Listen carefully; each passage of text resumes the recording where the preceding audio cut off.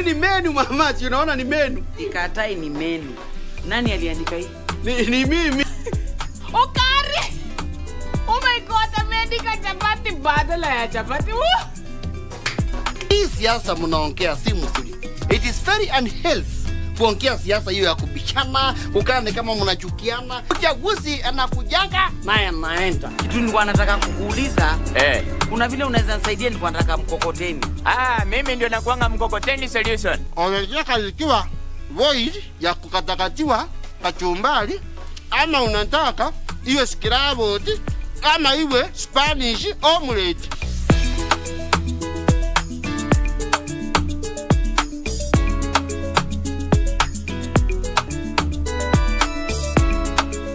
Ili kupata Warumi 8 kama skiza tune kwenye simu yako, bonyeza *811 *815#.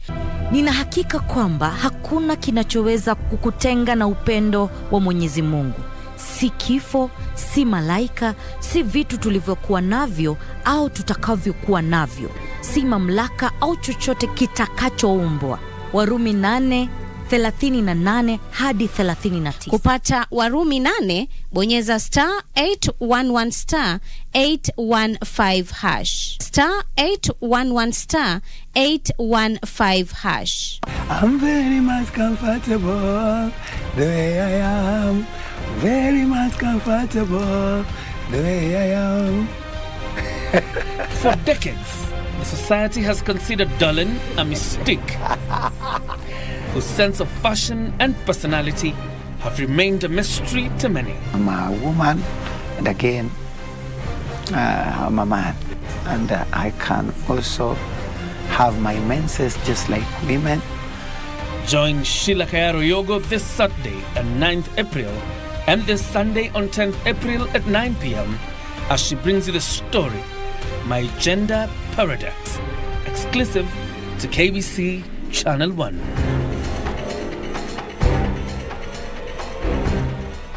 So wakati COVID iliingia hivi, mimi hata hapo stress zote zilianza. Ndio sasa ile laping ilianza, juu hata vijana wako mtaa. Riski kubwa ilikuwa huyu hajielewi huyu mtoto, na wengine bado unaona age yao hawezi tulia vyenye natulianga kwa nyumba. Kama mtoto anaweza dhulumiwa, jinsi wanaweza chukua hatua ni kwa sababu wengine hata wanjui. I link the community with the justice system. I also create awareness on the referral pathway.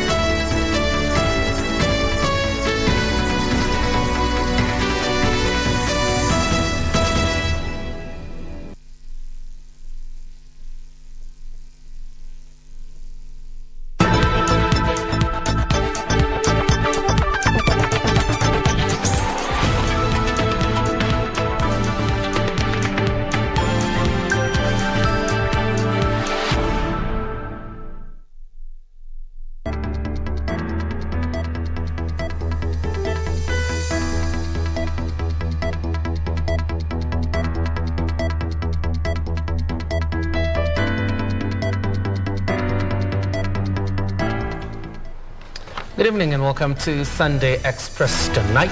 The Communication Authority of Kenya is asking politicians to stop the politicization of the registration of SIM cards that is ongoing. And of course, the deadline is in about 4 days. As the countdown continues, that culture of often, ignoring the physical pains we feel as Kenyans, we wait for the very last minute to seek attention.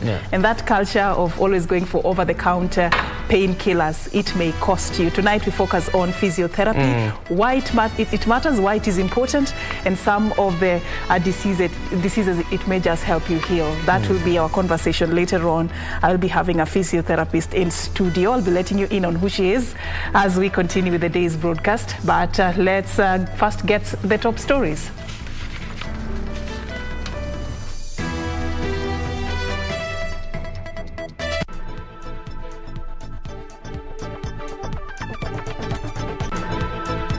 Keep politics out of this. Communications Authority of Kenya defends SIM card validation exercise. You cannot win or gain anything by insulting one another. You can win a lot by showing Kenyans what you can be able to teach, to do for them. The Holy Week is here. Messages of peace as Christians mark Palm Sunday. And final episode of My Gender Paradox. Apostle Darlan Ruki opens up about his marriage life.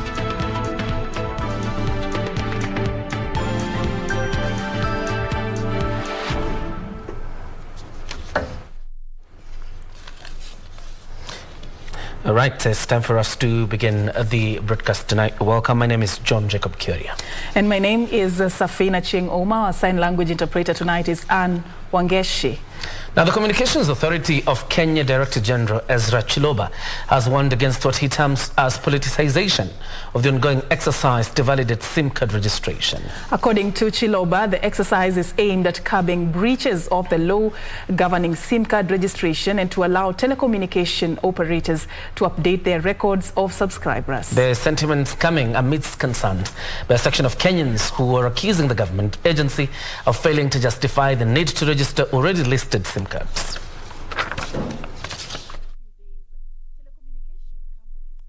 Experienced long queues at their outlets countrywide as Kenyans rush to beat the deadline of registering their SIM cards. The Communications Authority of Kenya had set April 15th as the last day for subscribers of different mobile phone networks to validate registration of their SIM cards, warning of a fine of up to 300,000 Kenyan shillings or a 6 months jail term for non-compliance.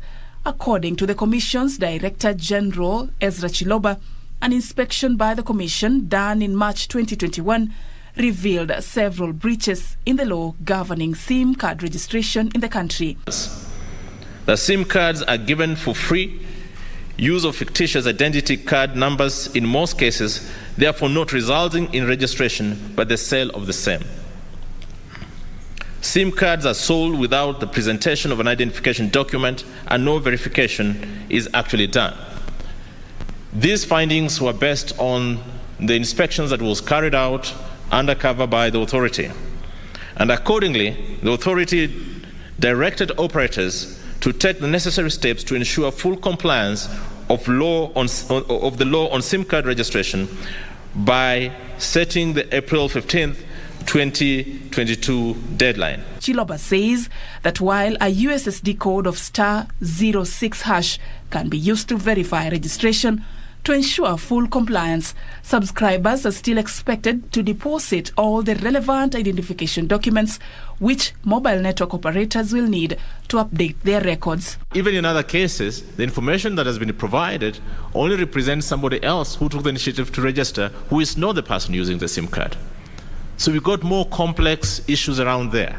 So yes, 100% compliance in terms of IPRS database, but we still have to do more to get this documentation for purposes of 100% verification, to just confirm that the persons who are in the database and using that particular SIM card are the ones who claim to be. The move has already raised several legal questions, with a petitioner moving to court to challenge the exercise, terming it unconstitutional.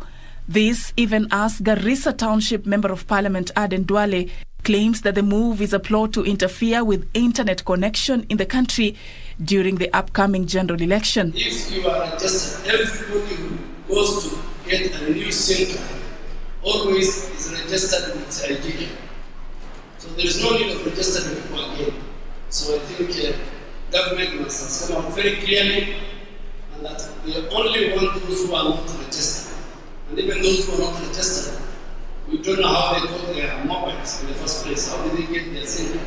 Chiloba was quick to warn against politicizing the process, which he insists is meant to ensure customer protection. By coincidence, of course, it happens to be in the election year, and we're talking about 60 days that were given from February to now April.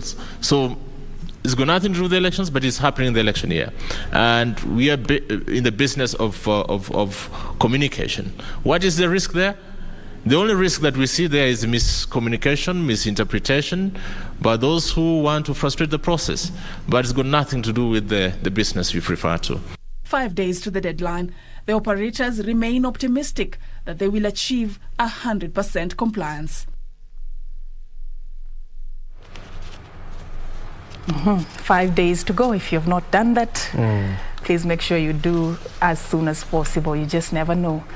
Now, moving to matters politics, Machakos Governor Alfred Mutua says Maendeleo Chapchap Party is firmly in Azimio la Umoja One Kenya coalition. Speaking after a special meeting convened by Maendeleo Chapchap Governing Council, Mutua announced Maendeleo Chapchap had unanimously decided to support Raila Odinga's presidential bid after the party's concerns were addressed.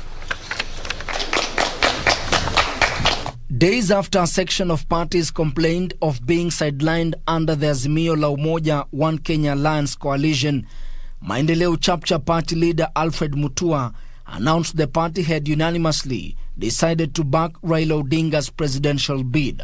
Before, we were not together because we were not happy. It seemed like it was a group on a three-legged stool. Si tukasema, but now when Raila jumped in, when he realized there's a problem, he was able to use his wisdom and he was able to sort out the problem, and all those clauses that were going to exclude us were removed and better clauses were put to include all of us, because we were going to go at separate ways. Lakini akasema hapana, this is better. And he's not doing it because of a few of us. He's doing it for everyone because yake ni Azimio la Umoja. In a special governing council meeting convened to discuss options available for the party ahead of the August 9 polls, Governor Mutua expressed his desire to be Raila's running mate. My team told me, Mutua, you are able like everybody else. You are young. You are 51. In 10 years' time, you will be younger, still younger than some of the other people today. So they said you have the ability, you have the vigor, you have the ideas, character, and hautaanza kucampaign the following day baada ya Raila kushinda. Underscoring the need for leaders to work together under Azimio la Umoja One Kenya coalition, Mutua called for a handshake between him and Wiper Party leader Kalonzo Musyoka. Nimeambia Kalonzo Musyoka, tuache mambo. Come, tushikane mkono tukakampenia Raila. You know, hii vita yetu tutaendelea baadaye kwa sababu it's the nature of politics. There's going to be generational change fights, you know? Yeah. There's a calf that becomes a bull and then you get two bulls in a stable. There's going to be warring there until one bull is pushed out. Meanwhile, Nairobi gubernatorial aspirant Richard Ngatia has pledged to set up 3 hospitals in every ward in the city if elected governor. Ukizungumza maneno ya vijana ni pesa. Na ndio kwa maana tukiwa wote tunasema Kanairo na Ngatia, pesa mfukoni. Pesa mfukoni, maisha levo. Maisha levo, zaga zaga. Lazima tutawashughulikia.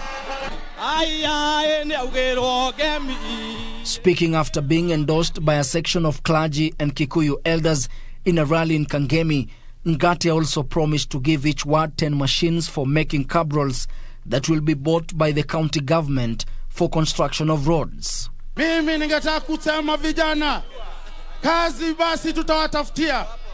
Na kila kijana kwa kila ward katika hii Nairobi, lazima tukiwa kwa county tuwapatie machines 10 ambaye zitatengeneza kabro.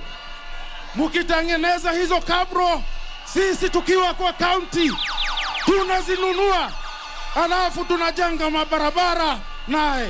Wiper! Mimi nasema chama ya Wiper, sisi tunasimama na Bwana Ngatia, ndio sababu tuko hapa. Tusimame na wewe ili uwe the next incoming Governor Richard Waweru Ngatia ndio candidate wa Azimio Governor 2022 Nairobi. Elsewhere, Siaya gubernatorial aspirant George Mugoye Mbeya is accusing the Orange Democratic National Elections Board of lack of transparency in the nomination process, hence causing anxiety among contenders. As a candidate, I heard it as a rumor that there's somebody is going to be given a direct nomination. I'm yet to be informed. I believe that the party need to inform the aspirants, even if not only me, all the aspirants, because people seem to be running around. Mbeya made the remarks at a public rally in Siaya town. The nominations in Siaya are slated for Wednesday 13th, and Mbeya will seek the ODM ticket against Siaya Senator James Orengo and former United Nations employee Bella Akinyi. Ben Chumba, Sunday Express.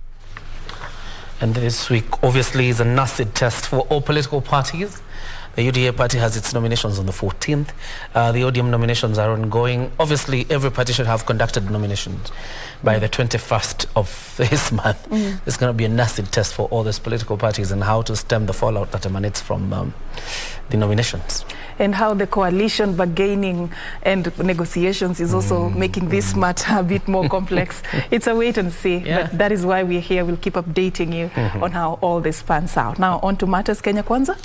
Deputy President Dr. William Ruto has called on members of Parliament to reject the finance bill that will fund the 2022-2023 budget. Speaking in Kiambu County, the United Democratic Alliance presidential candidate said the budget that was read last week by Cabinet Secretary Ukuriatani will raise the cost of living. Deputy President William Ruto led the Kenya Kwanza Brigade to campaign in Kiambaa, Limuru and Kikuyu constituencies. Asanteni. The debate on the rising cost of living dominating in the speeches. Ruto calling on members of parliament to reject the finance bill that will actualize the 2022-2023 budget. Nyinyi mnajua budget imesomwa juzi. Hiyo budget inataka kuongeza bei ya maji. Sijui iongeze bei ya mkate. Sijui iongeze bei ya unga. Sijui iongeze bei ya ndudhi. Sisi tunataka kuambia hiyo budget haiwezi kupita kwa bunge. Na ikipita kwa bunge miezi mitatu baadaye tutaibadilisha iwe ni budget ya mwananchi wa kawaida. Legislators accompanying the deputy president vowed to shoot down the finance bill once tabled in the National Assembly. And we saw last week Uhuru Kenyatta, Raila Odinga and Ukur Yatani conspiring to continue raising the cost of living. We want to tell them today from Banana that finance bill that you have brought to the assembly that is raising the price of unga, that is raising the price of bread, that is raising the price of boda boda. Hiyo hatutapitisha kwa bunge. Meanwhile, a section of Democratic Party officials have lodged an objection at the Office of Registrar of Political Parties against coalition agreement signed on Saturday between party leader Justin Muturi and Kenya Kwanza Alliance. What happened yesterday was a blatant act of corruption in which a few individuals illegally mortgaged the parties to an outside coalition. We therefore demand as follows: that the Registrar of Political Parties reject any document purporting to be a coalition agreement with Democratic Party of Kenya, with Kenya Kwanza Alliance as one of the signatories, as the same is null and void, and it contravenes the resolutions of our NDC held on the 20th of February. And we will fight to ensure that that agreement does not see the light of the day. Yishu Kiwashira, Sunday Express. And the Green Thinking Action Party leader, Dr. Isaac Kalua, has cautioned politicians against divisive politics during the ongoing political campaigns. Dr. Kalua said the election will come and go, but the country will exist beyond the August 9th general election. He urged politicians to uphold peace in their campaigns. Speaking at a fundraiser for the construction of St. Martin's ACK Cathedral in Kitui Town, the Green Thinking Action Party leader, Dr. Isaac Kalua, said politicians need to be at the forefront championing peaceful campaigns. Haitafaa viongozi wangu watu wa makanisa, wanakwaya, kukua ya kwamba tuko kwa nchi ambayo tunapata shida wakati wa siasa. Dr. Kalua, who was in the company of the clergy, urged leaders and the general public to embrace harmonious living, regardless of political affiliations. And there is a price for democracy, even in the leadership and even institutions that have been given power to guide peace in this nation. Nafikiri tukiwa na amani ambayo imetoka ndani ya moyo yetu, hakuna neno tutapimia, kwa sababu yale maneno yameandikwa yalitoka kwenye vinywa vyetu, na tunaweza tukatoa mengine machafu zaidi kama hatujajiweka ile mita moyoni mwetu.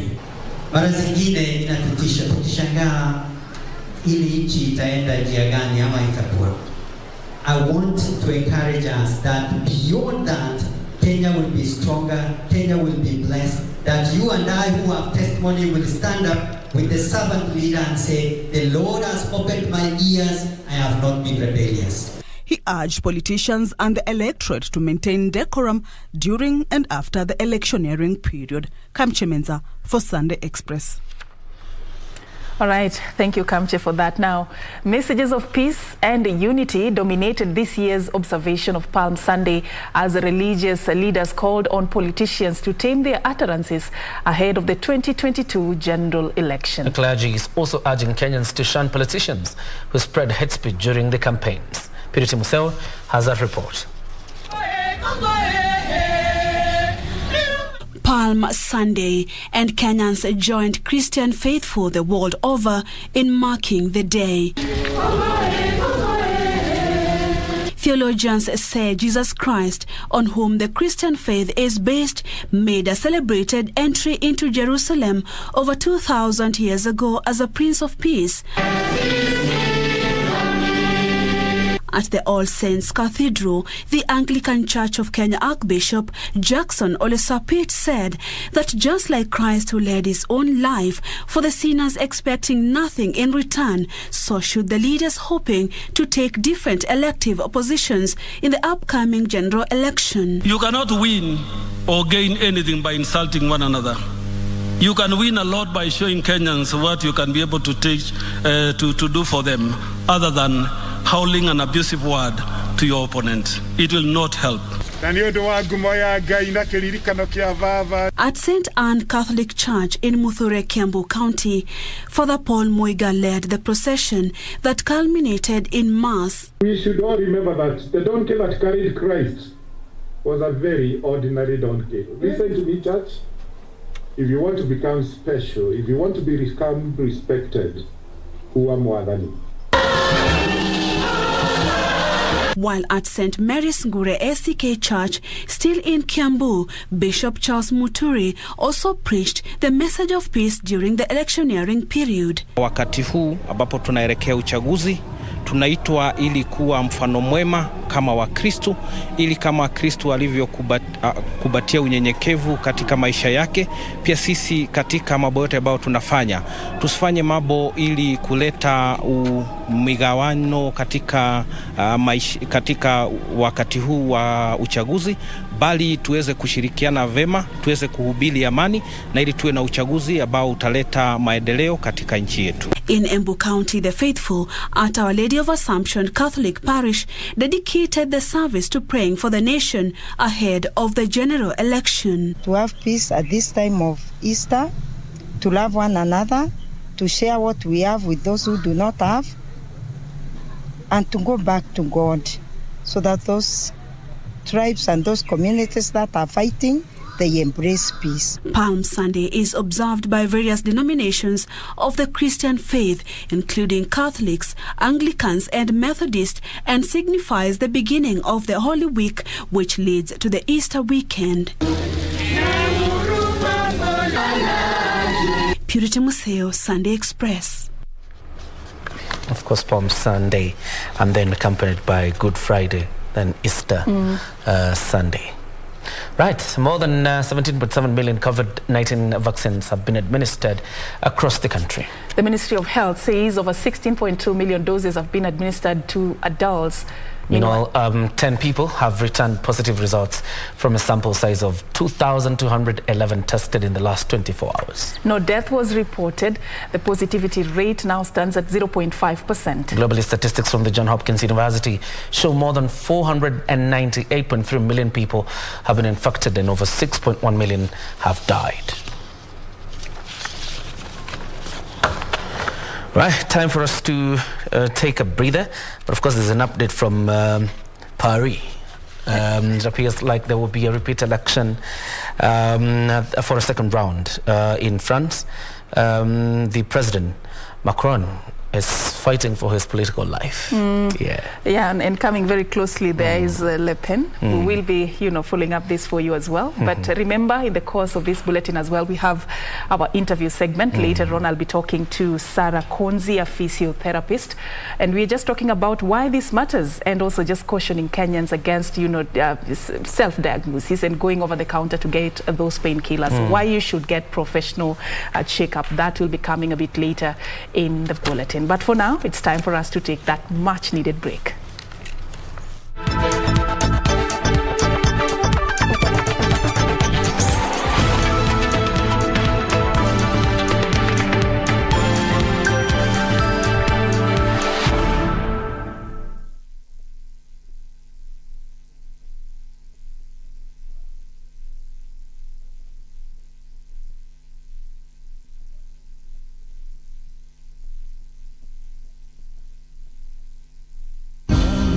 Divididos por una sombra de traición. You expect me to call you Dad? Do you want me to pretend that nothing happened?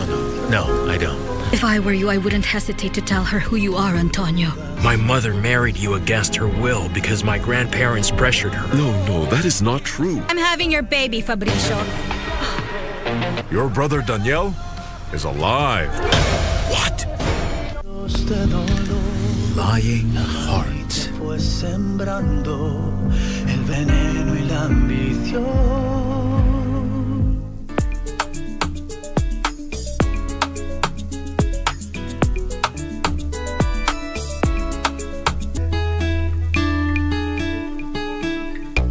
Hii ni menu mama, unaona ni menu. Ikatai ni menu.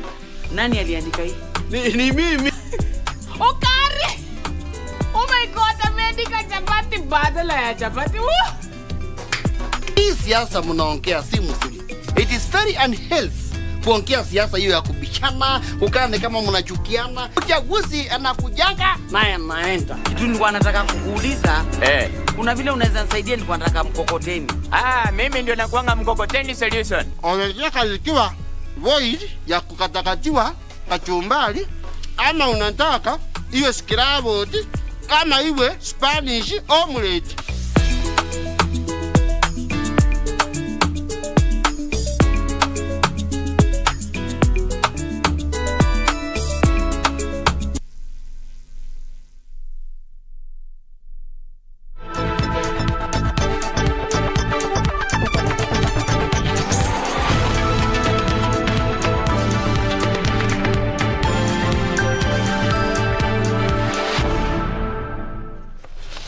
Welcome back. You're watching Sunday Express. All right, and that feature that we started running for you last night, the second part airs tonight. And the family unit is the basic structure of the society, and through it, a member acquires identity. Yet the quest of an intersex person for a spouse to bring up a family increasingly proves an uphill task due to the stigma associated with the uniqueness of life. In our second and final part of our feature, My Gender Paradox, Dalan Ruki and Prescan Fau, who are in fact a couple, open to our reporter Sheila Kayaro about the real and tangible frustrations that they have overcome to have a family. Take a look. In Miranga, Ndiwa, Homa Bay County, Apostle Dalan Ruki and Prescan Fau are a happy couple. You are a wonderful woman. You are a perfect woman. You are very beautiful and amazing. But behind the happy faces, the couple bears scars of ridicule, rejection, and stigma.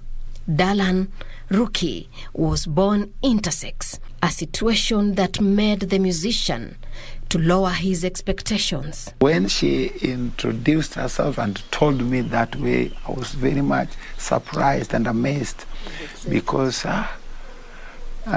can a lady accept me? Getting a spouse when you are intersex is a tasking affair. The couple takes us back to their younger days. Kuna wimbo aliimba iliniguza. Baadaye nikaenda kwake kumwomba kama yeye amekubali siku nyingine tuoane. Sababu nilikuwa nampenda, alinishika jinsi Mungu alimuumba. The long-term relationship finally culminated into marriage and trouble began. There was something which happened in the same day we got into marriage with her. We went to our matrimonial bed the first day. When we went there, it was not my day for menses to come, but it abrupt started. A phenomenon that did not go well with the wife. Asa nilipoingia kwa ndoa, kabla nilikuwa sijaingia kwa ndoa, alinifunulia wazi ya kwamba yeye Mungu alimuumba mapacha. Yeye ni msichana, yeye ni mvulana. Nikajua. Sasa sikujua undani yake zaidi sababu kumuona nje nilikuwa namuona ako na sura mbili lakini sijui ndani yake manake nilimpenda. Wakati tulikuwa tunaingia kwa ndoa tulipendana zaidi. Sasa hapo ndipo nilipoingia kwa ndoa nikakuta kumbe ni kweli Mungu alimuumba hivyo. Hapo ndio shetani sasa akaanza kutumika hapo. Sasa mwenendo wangu imeanza kuwa mbaya sababu naona mimi nina siri ninajua kwake yenye watu wengine hawajui na nimefunika. Nikaanza kumtesa. Sasa nazini nafanya kila kitu, maisha yangu ikakuwa mbaya, nyumba yetu pia aya mtoto ikashindikana sasa kupatikana.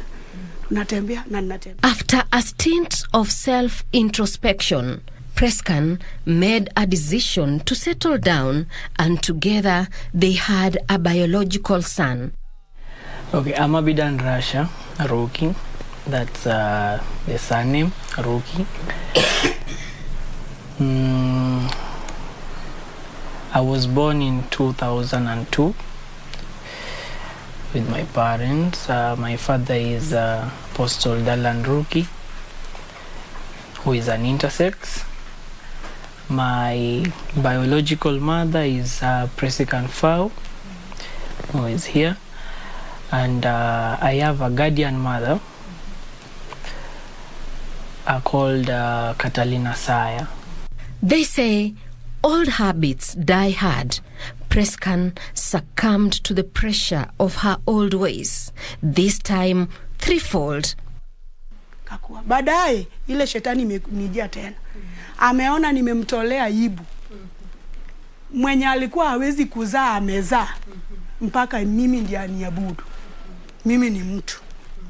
Sasa ili nijia nimekuwa juu, nimekuwa wazi kushinda ile kitambo. The self-introspection was short-lived, something that made her leave her matrimonial home. Ili nitenda vibaya sasa, ninamkanyaga tu atikikaa hapa ninamkanyaga tu. Hata ninamslap, hata ninamshikia kisu. Asi yeye alikuwa ameishi tu maisha ile ya kurudi tu chini. Nikiwa mimi ndio mwanaume katika hiyo nyumba. Na bosi ametulia, hakuna hata bibi amekuja naye. Mimi tu.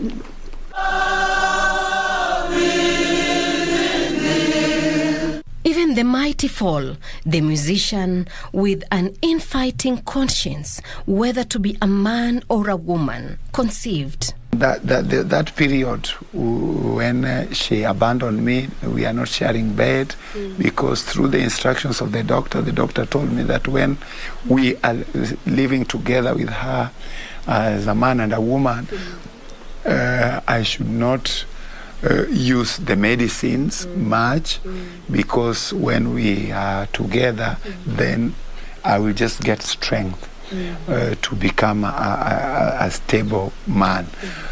Kwa muda mrefu ulishanisamea, lakini Kwa vile umenisamea mpaka ukaona uwe bwana katika hii ndoa yetu, ninakuambia asante, sababu wewe ungekuwa mtu mbaya ungeniacha, ungenibwaga sababu yale maneno ambayo nimekufanyia.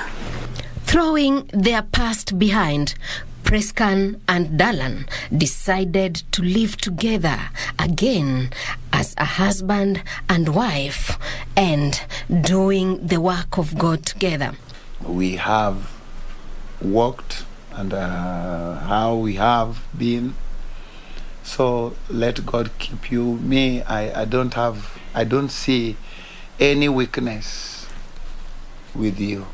But stigma has remained a thorn in their marriage. Watu wananiambia jinsi yeye yuko, tunamuona tu yuko different. Kwa nini uliingia naye kwa ndoa? Wengine wananiuliza umempata kama yeye yuko sawa. To those who do not believe in their marriage, the musician has a message.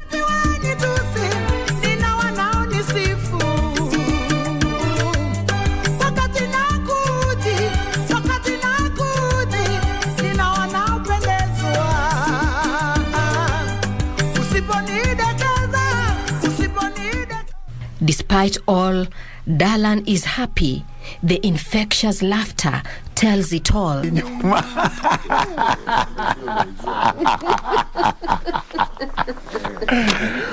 But their privacy has faced many intruders. Tulipofika hapa, hata huku hapa Kanyidoto, ni hivyo tunapigiwa mayowe, watu wanakuja wanatubamia hapa. Mungu ndiye amesimama nasi sababu tu yake kuwa intersex. Dalan's wife advises intersex persons with intentions of getting married. Umweleze kila kitu. Msikizane vizuri kama mjaingia kwenye hiyo ndoa, sababu kuna shida ilinitendekea. Yeye alinielezea lakini mimi sikumfunulia roho zaidi. I feel proud. I'm not ashamed saying, oh, my dad is an intersex. What will people say seeing me with him? No. I feel it's the same. I want the world to know that my father is an intersex. And I'm a son to an intersex. Intersex persons face all types of discrimination and stigma, and it is challenging for them to get a husband or a wife. But for Dalan Ruki, the narrative is different. He's a family person, he has a wife and 2 biological children.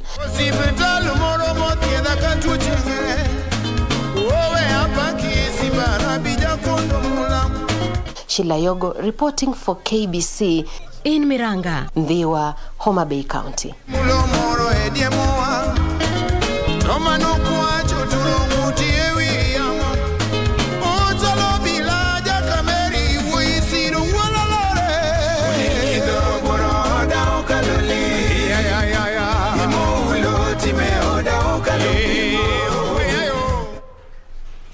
My gender paradox. Quite a nice job there by Sheila Yogo. Beatrice Gatanya would say, ya Mungu ni mengi. Ya Mungu ni mengi indeed. The story of Dalan Ruki and Prescan Fowl. Great reporting there by Sheila Yogo. Now, we move this forward, our weekly segment, The Process. Tea was first introduced in Kenya in 1903 and was first planted in present-day Limuru. Commercialization of tea started in 1924 by Malcolm Fires Bell, who was assigned by Brooks Bonds to start the first commercial estates. Since then, Kenya has become a major producer of tea. This week on The Process, we take a closer look at the orthodox tea processing in the country.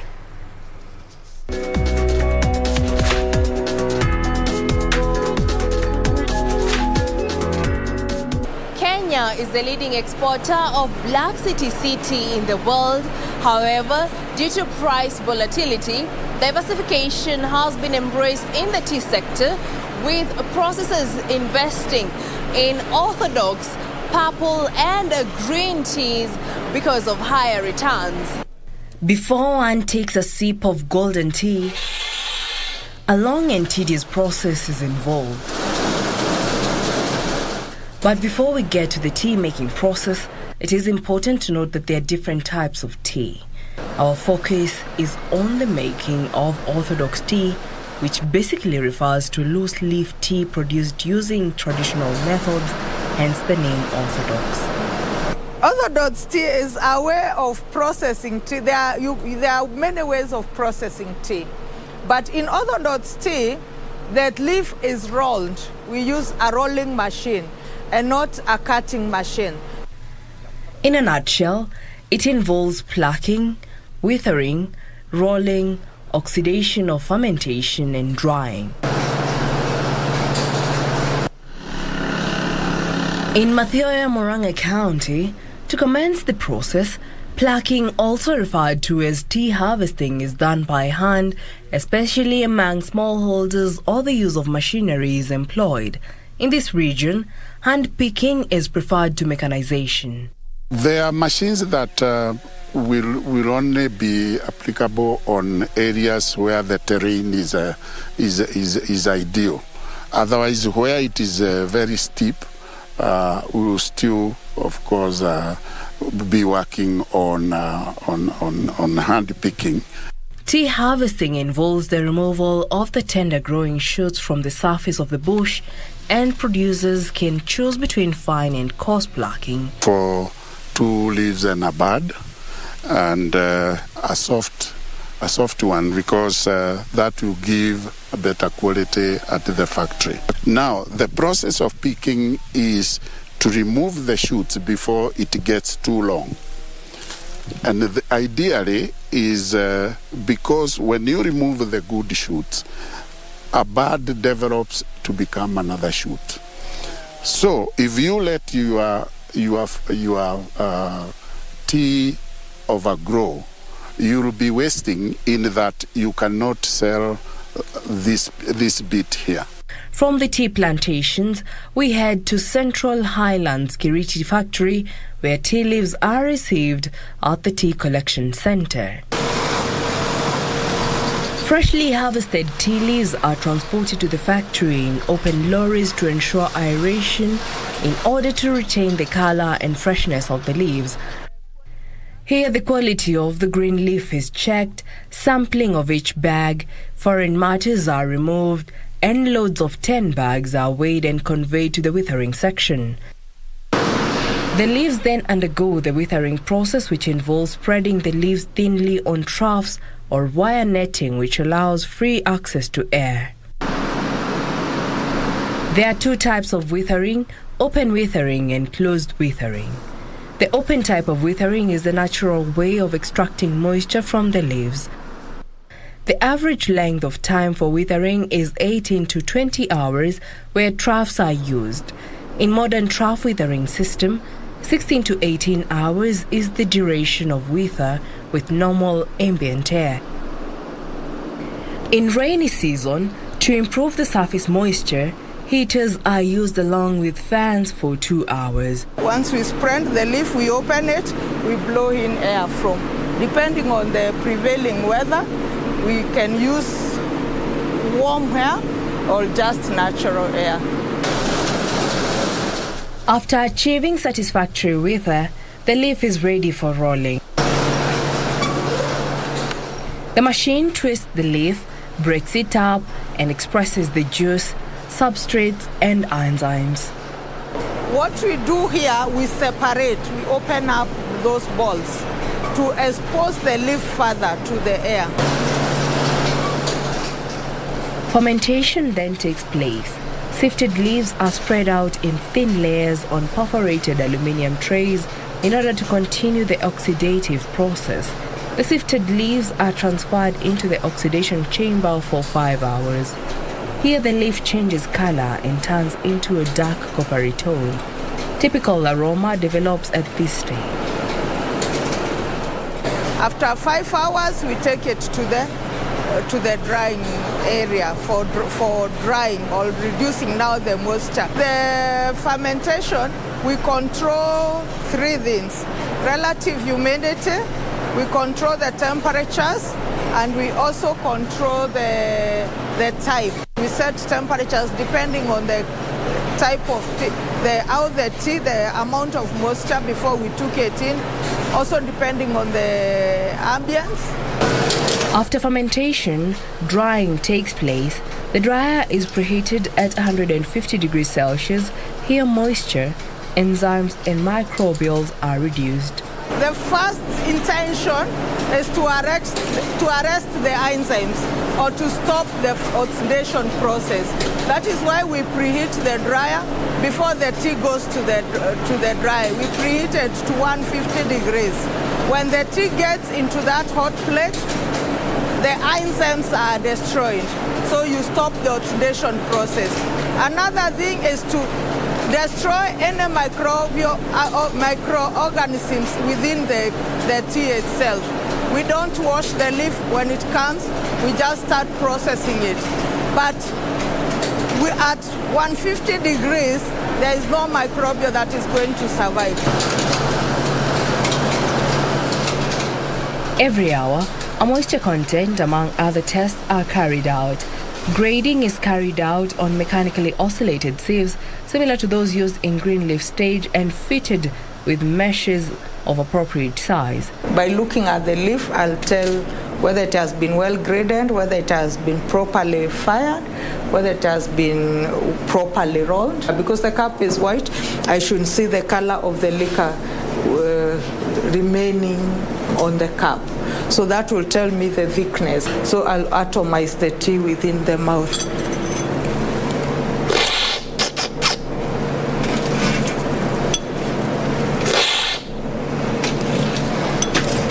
So the reason I'll pull that like that, it is to get the flavor of the tea in the mouth. I also pull it to taste with all my taste buds. Finished grades are then stored appropriately. And this is how we do it. We package it, each grain in its own packet.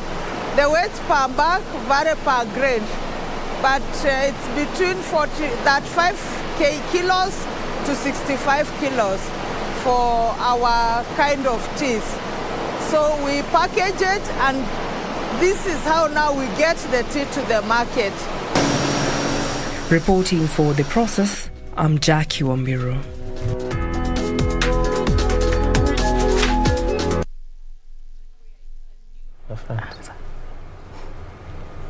Right. The Process. Before we take you to a very interesting story, just a recap of what is happening in France. Right now, presidential runoff for second round is expected on the 24th of April. That is in about 2 weeks. The runoff is between Emmanuel Macron, who is the current president, and Marine Le Pen, who is challenging Emmanuel Macron. Indeed, and that is actually something that we are just following up for you right here. And we'll be giving you more details about how this also goes on. And now we want to take you to something else. It was a happy moment for a couple in Gatundu who have warmed the hearts of many after formalizing their 54-year marriage in a colorful wedding. This wedding was at a place called Kiamwangi Africa Independent Pentecostal Church. Let me take that story again. In front of jubilant congregation, 73-year-old George Moirori and his wife Anne Nyamwero Moirori exchanged their vows, promising to keep alive the flames of the half-a-century union. They say the only thing we never get enough of is love, and the only thing we never give enough of is love. After 54 years together, George and Anne appear still deeply in love with one another. The couple was a part of a group of lovers who cemented their union in a colorful ceremony at the Kiamwangi Africa Independent Pentecostal Church of Africa in Gatundu South. But why did George and Anne wait 54 years to join in holy matrimony? Sijawahi kufika sherehe kama hii. Sasa hii ndio yangu ya kwanza, na nikafurahia nikupata bibi. Na nikaomba Mungu anisaidie na watoto wetu wale huko nyuma wafikie hapo kwa vile tunaonyesha. Reverend Robert Gidongo is encouraging couples to consider group weddings as a means of cutting down on costs. Na itapatikana ingine muhula wa Disemba ama wakati wa sikukuu ya Krismasi. Tunataka kusherehekea tena tukiwa pamoja na jambo kama hilo. Sisi tumepagia hivyo na kila mtu wote amekuwa part and parcel ya hii harusi ndio ifaulu. Washirika, watu wa mazazi, watu wa area, watu wote wa the society ya Kiamwangi, hata wa nje ya Kiamwangi.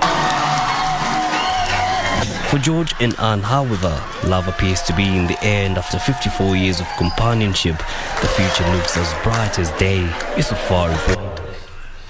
All right, time for us to take off first, our second breather rather, on Sunday Express. But of course, sports is up next, and then after sports, Serfine. We will be having our conversation tonight as we talk about physiotherapy and why it matters. You know that we are facing a very huge crisis in our country. The shortage of therapists in our country is quite a big problem that we are going to seek to address also when my guest will be engaging her in just a bit, Sarah Konzi, on the other side of the break. But first, let's have the sports after this particular break.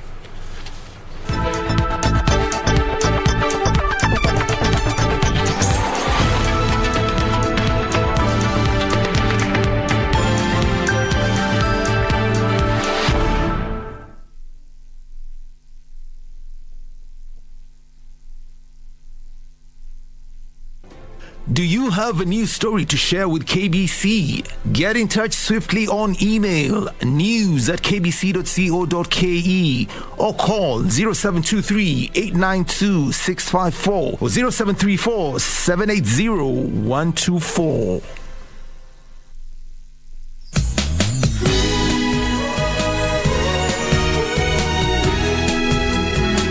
Shihua Cosmetics paid me $10 million in advances. If I fail to find a new guarantor, they'll end the contract with me. Let it be then. If you can't handle it, leave it then. Tell me right now. I want the whole truth. Apart from tricking my mother into becoming the president, what more have you done? Shame on you! What are you doing? How dare you! How dare you attack my son!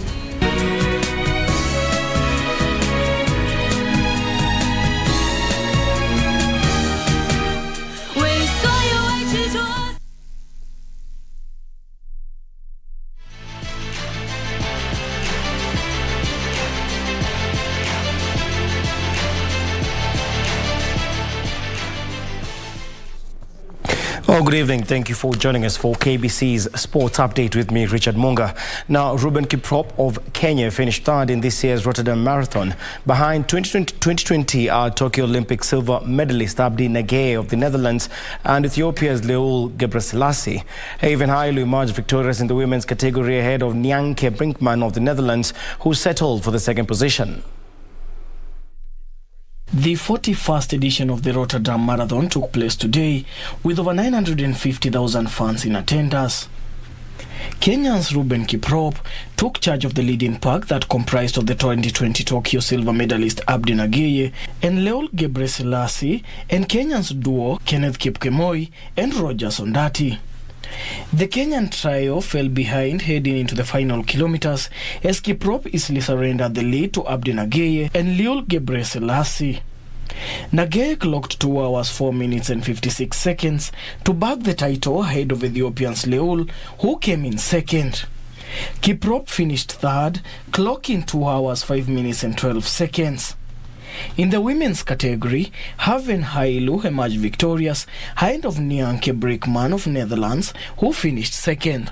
For Sunday Express, I'm Daniel Mwendwa. Meanwhile, Simon Kimatu from Machakos emerged the overall winner of the fifth leg of the Safaricom Golf Tour that was held at the Machakos Golf Club. Meanwhile, Kenya Sports Shooting Federation is in preparation for the upcoming Level 3 Shotgun IPSC Championship, held a test shooting event at Shabe Range in Samburu County.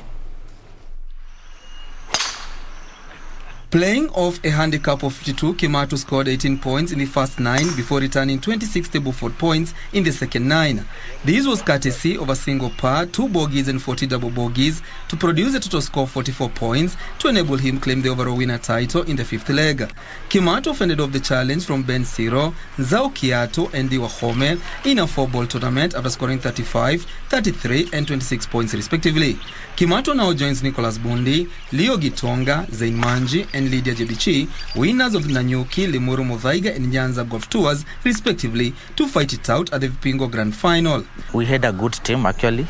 I can say it was a good day because I was fully prepared because I had done some training like a full week training.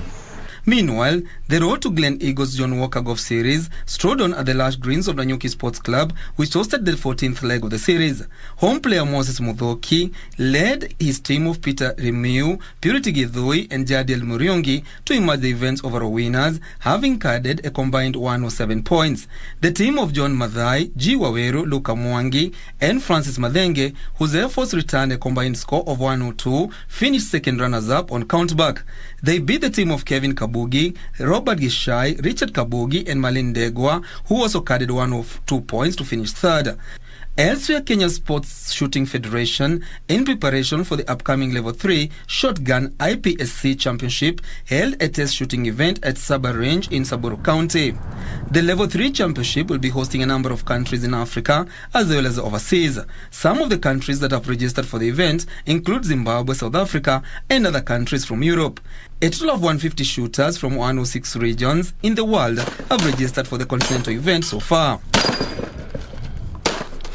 Also, Kenya Prison's darts team manager John Kipchumba says the prison wardens have stepped up training ahead of the forthcoming regional championship slated for June in Dar es Salaam, Tanzania.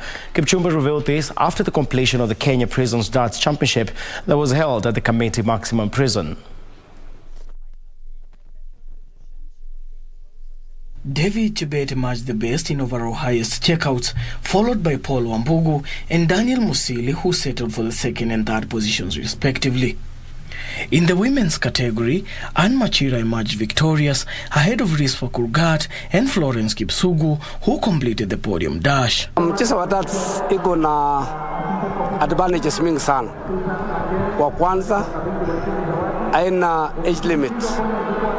Hata mtu ya 60 years anaweza cheza wase kwa vijana, na pia inafunza mtu kufanya hesabu pale unafanya addition na unafanya subtraction.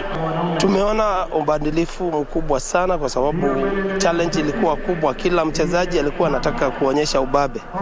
Hata kama timu zile ambao ile timu ambayo imekuwa ikichukua kikombe kila mwaka imechukua pia mwaka huu, challenge yao walipewa challenge ilikuwa kubwa sana. Rift Valley settled for gold, Nairobi bagged silver, while Eastern walked away with bronze medal. For Sunday Express, I'm Daniel Mwendwa. To other matters now, national boxing team hit squad finished second as the curtains came down on Africa's Zone 3 boxing championship in the Democratic Republic of Congo. The Benjamin Musa coached side bagged 17 medals, including 6 gold, 5 silver and 6 bronze. Stylish featherweight Samuel Njao, bantamweight Shafi Bakari, lightweight Elizabeth Ndiego and welterweight Evelina Kinyi won the gold medals, while Stacey Ayoma and Lorna Kusa bagged silver medals on the final day of the regional showpiece. Flyweight David Karanja and light welterweight Resia Wanjiru also bagged gold for Kenya, while Elizabeth Akinyi and light welter, that is Victor Odhiambo, walked away with silver medals. Defending super heavyweight champion Elia Joey and Boniface Mugunde scooped bronze medals. And now, internationally, Charles Leclerc took a dominant victory of course, in the Australian Grand Prix to move to a commanding position in the World Championship. The Ferrari driver was in total control of the race when his main rival, that is Max Verstappen, retired with a technical failure on his Red Bull at 2/3 distance. Verstappen is 46 points, almost 2 clear wins behind Leclerc after just 3 wins of the season, in 2 of which Red Bull has failed to finish. Red Bull Sergio Perez was second after winning battles with Mercedes drivers George Russell and Lewis Hamilton. Remarkably, in the context of Mercedes' disappointing start to the season, Russell is second in the Drivers' Championship at this early stage and Mercedes second in the Constructors' Chase.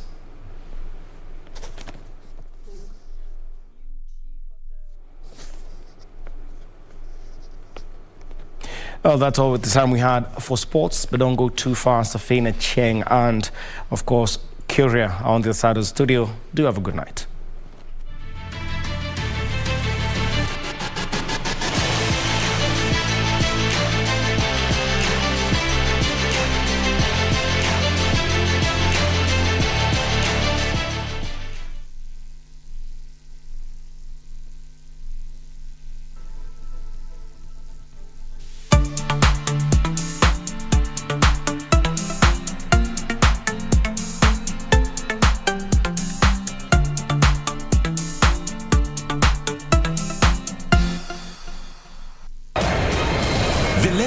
return to Olympia Stadion in Berlin is now less crowded, with only 4 teams out of 64 still in contention. Something more outstanding is that all of the sides to have won the DFB Pokal over the last 29 years are already out this year. And Leverkusen are knocked out by a Bundesliga 2 side. In the first DFB Pokal semi-final, Hamburger SV will face Freiburg on Tuesday, the 19th of April 2022 at 9:45 p.m. While in the second semi-final, RB Leipzig will lock horns with Union Berlin on Wednesday, the 20th April 2022 at 9:45 p.m. Having braced the turbulent journey and buoyed up with the trophy in sight, no team want to go down without a fight. You don't want to miss this adventurous football show, live and exclusive on KBC Channel 1. KBC Channel 1, your true sports partner.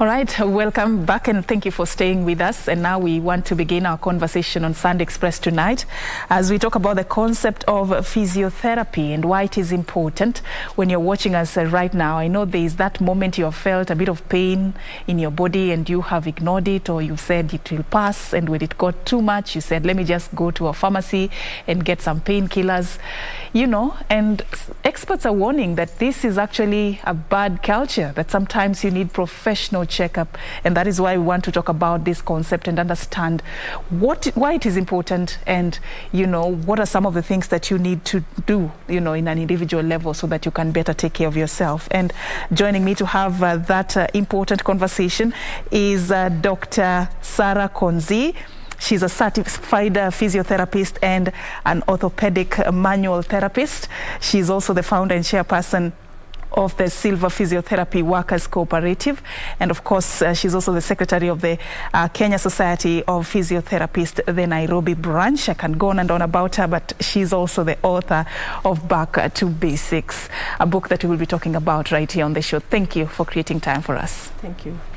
All right, so I just want us to, let me borrow your words, go back to the basics and break this down for our viewers. When we are talking about physiotherapy as a branch of medicine, in simple terms, what does it entail?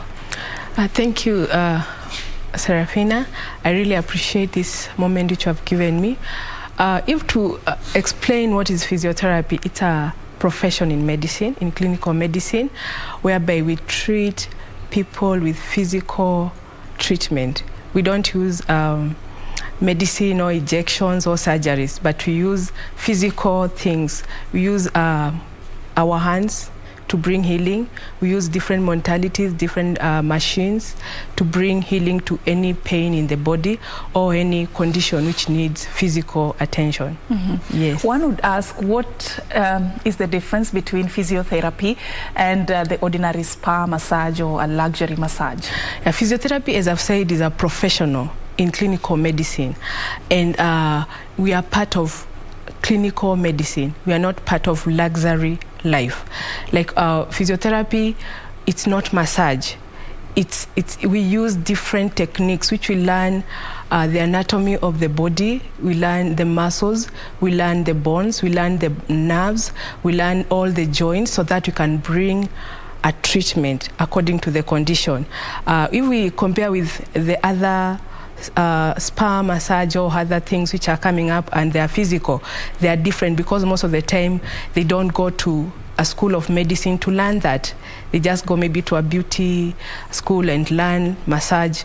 But as we go to class and learn, why, if I'm doing a massage, why should I do it in this technique but not the other side? Not just to touch you and that's all. I'll touch you with an intention of healing, with an intention of bringing healing to the part of the joint which I'm touching. Mm-hmm. Yes. Must I be sick or must I be having any form of pain to need a physiotherapy, or I can just walk in and get a session done on me without necessarily having to have any sort of pain? Or Most of the time people seek physiotherapy treatment because they have a problem, especially pain. They will come for physiotherapy because someone has a neck pain, back pain, shoulder pain, foot pain, hip pain, any. Others come, those who understand we do therapeutical massage, come just for therapeutical massage, especially people who are in sports. They understand for their bodies to be ready for a certain sport, they need a therapeutical massage, not a spa massage. A therapeutical massage which will help them to make the muscles ready for the sport. Or others just come because they understand they have been having a problem or a condition for the longest. They come just to make sure their blood circulation is okay, and they do that therapeutical massage. So it can be both. When you are sick, you can seek for physiotherapy treatment, or when you are not sick. All right. Yes. You're talking about a treatment that does not entail using medicine or surgery. And just out of curiosity, one would want to know, what are some of these diseases that can be treated without using medicine? Okay.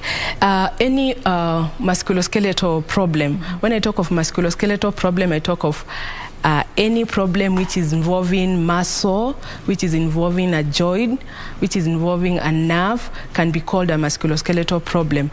And that one, if you come like you have a neck pain or back pain or pain with sciatica, all in simple terms, pain which runs towards the leg, can be treated without tablets or without injection or without surgeries, especially if it's handled in the early stages. Yes. All right. So these are pains. You're describing pains that are common, if you may ask me. Yes. And there is a concern that has been raised by, experts concerning the culture of Kenyans, and I believe maybe elsewhere in the world this could be common. When you feel something is off within your body, you feel a little pain here, a little pain there, you say, it will go, it will pass. It takes a bit of time, you say, let me go for some painkillers and just see whether it will work. By the time you get to a point where you feel like this is something too much that I cannot handle, it's already maybe too late. Just talk to us a bit about this culture and why it is disastrous. Most of the time when we get pain, especially physical pains, we usually ignore it. Like today I have a pain of the neck and I'm like, I slept badly, so it will go. So I ignore it. And sometimes I say, this pain, I thought I slept badly and it's still there. Or I sat for long when I was traveling, but the pain is still there. So you decide, let me go to over the counter and get some painkillers. And you take the painkillers and you're like, I took the painkillers, but still the pain is still there. And you keep on pampering the pain with yourself. Then you are like, I have a back pain. My grandparent had back pain. My mother usually complains. So it's something which runs in our family, so there's no need of taking care of it. It's our problem. It's our problem, yes, that's the thing. So you end up just pampering that pain, and because it could be something which is alarming and could have taken a step early, it keeps on hiding itself, and at the end of the day you find you have built a small problem to a very big problem because you have ignored, or you have your beliefs, or you have been having your over-the-counter tablets, and then at the end of the day you end up going to now seek the medical care.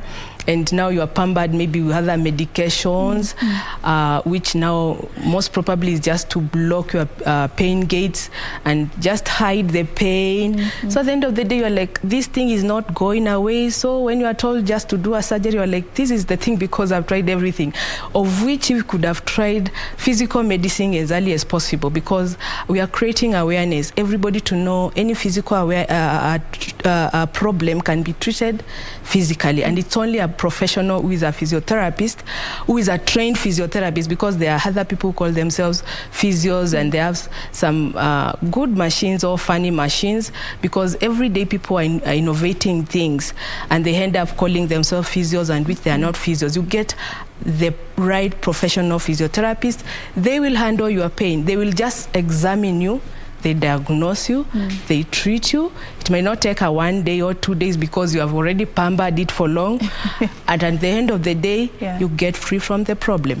Yeah, without medicine, without surgery. I mean, who wouldn't want something like that? Yes. I mean, Sarah, as basic as it gets, you have, authored a book, back to basics. And one thing that stands out for me about this book is, I personally want to know how I can heal the back pain and the things like slipped disc naturally. I mean, this is one book that you have taken time to highlight the natural ways in which we can deal with some of these issues. Just talk to us about what inspired, you writing this book, and what is it that it stands for. Okay, for me writing the book, I realized I had a patient or several patients. Like I had one who was just been told to go for surgery in a week's time, and then they told me, I'm not thinking I'm able to handle a surgery now, but the pain I have, she had a back pain which was radiating to one leg. It was just running through the leg, and she was like, I don't know how I can handle it. And I told the patient, just come, I give you, I assess, and I diagnosed it was just sciatica nerve, which was pinched by a disc from the lower back. And then I did what you usually do. I did something called flossing of the nerves and returned the pain back to the spine, and now I handled the spine. And that patient, within 5 days, she was very okay and happy. And now we went back to see the doctor and we discussed, and the doctor said, just go on with my patient. I can see she's doing better. Whatever you've been doing, keep doing it. I keep doing.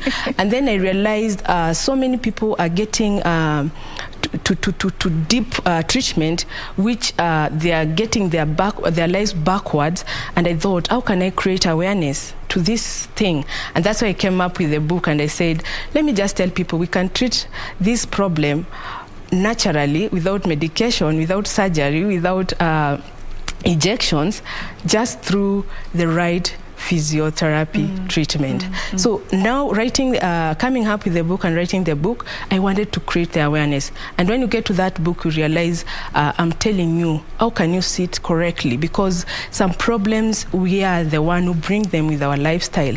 You find yourself, you are sitting on the studio for like a whole 1 hour, and you are sitting in the wrong posture. And the body, the way God created us, everything has to be aligned. So if you read you sit the wrong way, or you use the body the wrong way, it will complain and bring that the physical pain. So I'm telling people, how can you do it the right way? How can you sleep the right way? Because like we have 8 hours to sleep, and you find you are sleeping in the wrong way. So you end up even a right way to sleep. Yes, there is in the book. In the book, I've really aligned well. And then also people who sit for long in the offices, we show them what to do to help them. So because there are so many people who are leaving their jobs or asking for sick leave because of just simple problems, but they are really making them not able to do their job. So we are showing them how they can help themselves even at work, some stretches you can be doing, some techniques you can be using. At the end of the day, you also learn, because you get this X-ray or MRI and they have big words. You also learn your body, how it looks like. Wow. When I say I have a problem, what it looks like. At the end of the day, it creates awareness and makes you to feel more relieved, not to think too big, to end up in a certain hole. All right. In the book you've addressed some misconceptions about pain. Because of time, I'll give you, a chance to tell us what are some of the, let's say, 3 main misconceptions about pain. The things we think we know about our pain that we don't. Okay. Some of the things, as I said, is we ignore the pain, or we just decide to take some painkillers over the counter, or we just think it has been in my family, so there's no need of looking for any help. Or sometimes we think it's just normal. I mean, I'm old, I'm over 40 years or 50 years, so I deserve to be in pain. Those are some of the misconceptions we have with pain. All right. I just want you to talk to us about the status in the country in terms of the availability of physiotherapists. Where are we at in terms of the demand versus what we have as experts such as yourself? Yeah, I can say in physiotherapy in Kenya, we have a board called Kenya Society of Physiotherapists, and we also have a council, we call it Physiotherapy Council of Kenya. And when you look at their data, we have around 2,000 physiotherapists in Kenya. And from WHO, from their research on Kenya, they say we have one physio for almost 1,000 patients or people in Kenya. We are not doing well. We are not doing well. Yeah. We are still on the low side, and also, adding one physio to 1,000 patients, it's unproportional. Yeah. So as the founder and chairperson of this cooperative, and also the secretary of the Kenya Society of Physiotherapists, the Nairobi branch, you've handled, these national bodies. In your capacity, are you doing something to address this shortage and also the cost implications that come with it? Like one session would cost how much, for instance? Between 1,500 to 5,000 in Kenya, you'll get a session for physiotherapy. Now it depends whether it's an hospital, it's a specialist clinic, it's a level 4, 3, in Kenya. It just depends. So what are you doing to address this gap in terms of the availability of experts and the cost that many Kenyans still cannot reach? Okay, what we are doing now is to bring awareness and introduction of physiotherapy in different institutions. Like now in KMTC, Kenya Medical Training College, it's the only place used to have physiotherapy, and now there are different branches which they have introduced physiotherapy.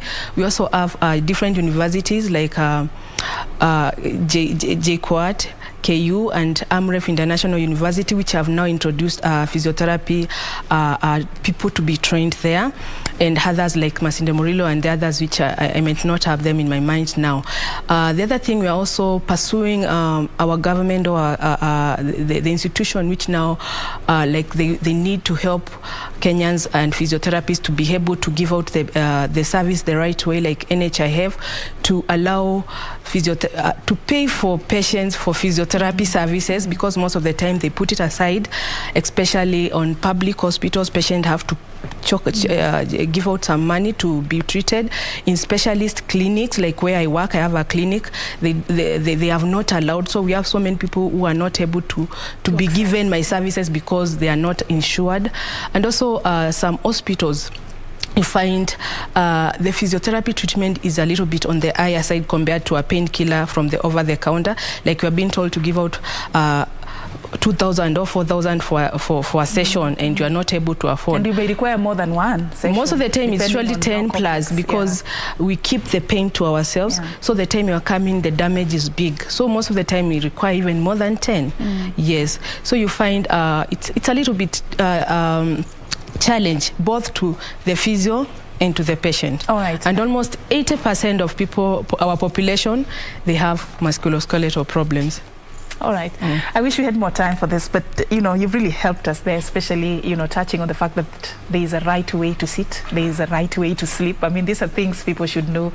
It may be it may just save your life and save you money. When you talk about 4,500 per session and you may need more than one, well, next time you should think about that before you sit in an improper way, or you ignore that pain that you're feeling within your system. That's how we wrap it up. Thank you so much, Sarah Konzi, for creating time for us. And of course, I have not been doing this alone. On the other side, Kioria. I don't know what, Sarah, you think about Kioria's sitting position. On a light note, as we bring this to a close, thank you so much for creating time for us. Thank you, Konzi, once again for creating time for us. And now I'll just hand it over to my colleague on the other side, Kioria. It's over to you. Thank you very much, Serfine Achieng. Indeed, a very educative conversation there. It's time for us to put a cap on Sunday Express. My name is John Jacob Kioria. Enjoy your night. And of course, great thanks to a sign language interpreter tonight.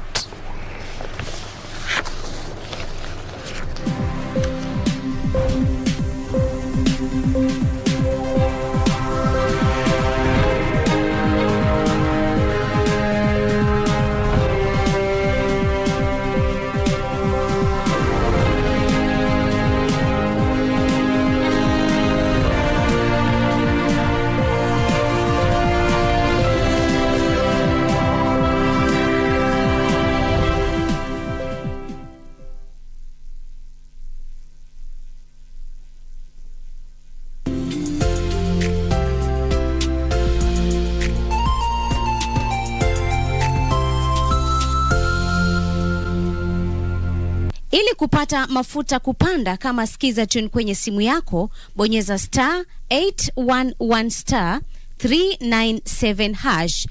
Nashukuru serikali kwa kuongeza bei ya mafuta. Sasa niko kwa highway na hakuna traffic hata kidogo. Naomba serikali iendelee hivyo, tubaki tu watu ya gasla na heavy machine peke yake. Pia mimi naomba huyu serikali waseme kama gari yako ni below 3000 cc, gari yako. Ili kupata mafuta kupanda kama Skiza Tune, bonyeza *811 397 hash. *811 397 hash.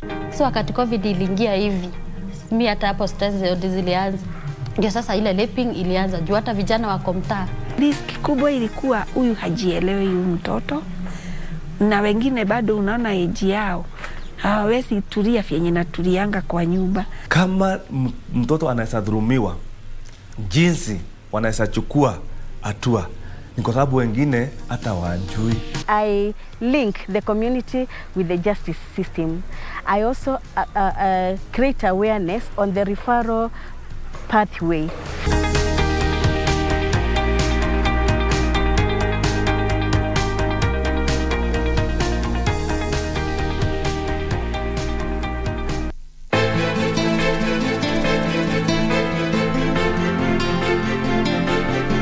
Niache mimi na familia yangu tafadhali. Sitawahi kukusamehe mpaka kufa kwangu. Dadako hata tuacha tuishi kwa amani. Unawezaje kwenda kumuwafaza wakati wajua faza ndo tegemea lolio peke yake? Kwa kama ushatemwa usileteza ovu mimi hapa. I give you a good lawyer akuwakilishe. What's the problem? Mimi nitashinda vipi kesi wakili kama wewe utatoa ushahidi? Ipo siku wakili utarudi ndani ya hii nyumba na hautanipata.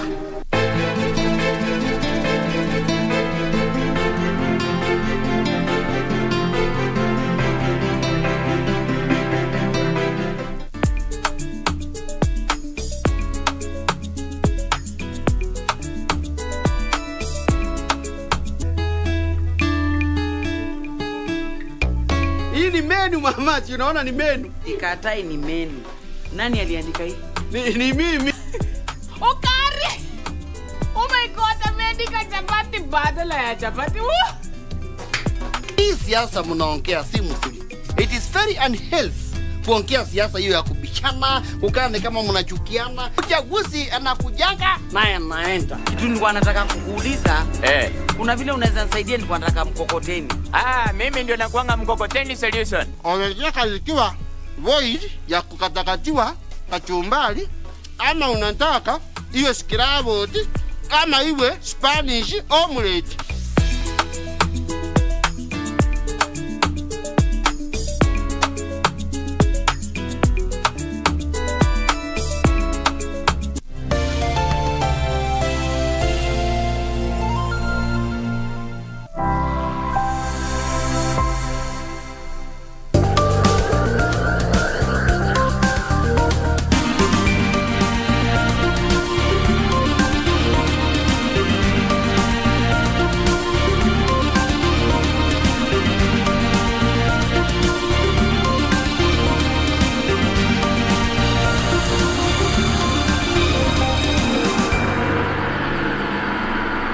This time on the greats, Edith Piaf, France's Little Sparrow, Tiger Woods, golf's greatest modern player, America's most beloved First Lady, Eleanor Roosevelt, and the magic kingdom of Walt Disney. But first, John F. Kennedy, Part 2. In June 1963, President John F. Kennedy visited Berlin and toured the newly constructed wall that separated Communist East from capitalist West. He famously declared, "Ich bin ein Berliner," I am a Berliner, and said the Soviet wall demonstrated the failure of communism as the regime was forced to put up barriers to prevent its citizens escaping. At home, Kennedy faced conflict from those who were resisting the progress of civil rights for African Americans. The president sent 400 federal marshals and 3,000 troops into Mississippi to enable the first black student to enroll at the state university after the governor of Mississippi refused to guarantee his safety. The action sparked riots that left 2 people dead and many soldiers and marshals wounded. But student James Meredith graduated the following year. Kennedy was supportive of the civil rights struggle and introduced a Civil Rights Act to Congress in 1963 that outlawed racial segregation and required employers to provide equal opportunity for blacks and whites. However, a tragic event intervened that stalled the bill for a year. In November 1963, John F. Kennedy was in the prime of his life. Public admiration of the charismatic young family reached such proportions that the White House became known as Camelot, after the popular musical about the life of the mythical King Arthur and the Knights of the Round Table. On the 22nd of November, the President and First Lady traveled to Dallas, Texas, to gather support for Kennedy's re-election in a state that had only supported his initial bid by a small margin. In a 1961 Lincoln Continental, the couple was part of a motorcade that drove through Dealey Plaza on its way to the Dulles Trade Mart. At about 12:30 p.m., shots were fired from a nearby book depository, hitting Kennedy in the upper head and back, fatally wounding him and injuring the governor of Texas. Less than half an hour later, the president was declared dead. Lee Harvey Oswald, a Soviet sympathizer, was arrested for Kennedy's murder, but he himself was murdered in bizarre circumstances before he could go to trial. Inconsistencies in the angles of the bullets that penetrated the two men and evidence that there might have been more than 3 gunshots have led to many conspiracy theories about the assassination. J. Edgar Hoover's FBI, the Mafia, the CIA, or an unfriendly government have all been cited as potential suspects. However, no conclusive evidence has ever been produced to support any of these theories. Kennedy's death plunged the United States into mourning. Vice President Lyndon B. Johnson was sworn in as the 36th President of the United States on Air Force One during the journey back to Washington with the body.